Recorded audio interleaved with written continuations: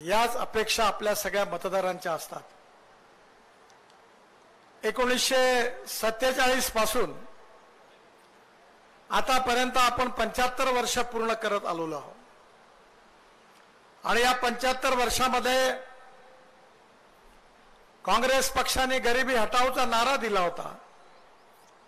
20 कलमी 5 कलमी कार्यक्रमाच्या घोषणा केल्या होत्या, पण गरीब माणसाची गरिबी हटली नाही, गरीब अजून गरीब होत गेला। गरिबीचा जर संबंध असेल तर सरकारच्या आर्थिक धोरणाशी आहे। यावेळी महात्मा गांधी म्हणायचे की आपला देश गावात राहतो, त्यावेळी 47 साली स्वातंत्र्याच्या पूर्वी आपली 85% जनता ही गावात राहत होती।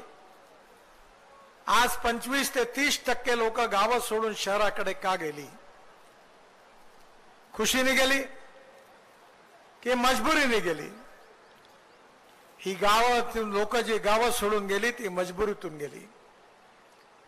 गावात जायला चांगले रस्ते नाही, गावात प्यायला चांगली शाळा नाही, प्यायला पाणी नाही, गावात शिक्षणाकरता चांगली सोय शाळा नाही आणि तरुण मुलाच्या हाताला रोजगार नाही, म्हणून निराशेपोटी लोक गाव सोडून शहराकडे गेली।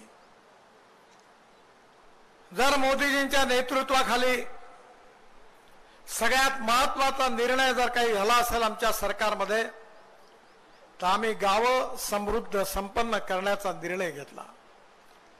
गाव गरीब मजदूर शेतकऱ्याचं कल्याण कसं होईल याचा निर्णय घेतला। कापूस ज्वारी मका गडकरीची हटली ना गरिबी।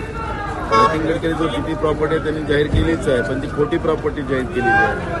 त्यांनी केलं पाहिजे। तुम्ही 2014 मध्ये लोकांना दाखवली होती त्या गोष्टी ते तुम्ही सांगितलं पाहिजे। जनतेला ज्या आश्वासन तुम्ही सत्तेत आला त्याच्यावर काय बोलत नाही? काँग्रेसवर बोलायचा काही तुम्हाला अधिकार नाही आहे। तुम्ही जे पाप केलं 10 वर्षामध्ये ते लोकांना सांगा। कळलं? त्या सभेला लोक सुद्धा आता जमा व्हायला तयार नाही। याचा अर्थच भाजपच्या पायाखालची वाळू सरकली आणि त्यांना सत्तेच्या बाहेर जाणं त्याचा तय आहे।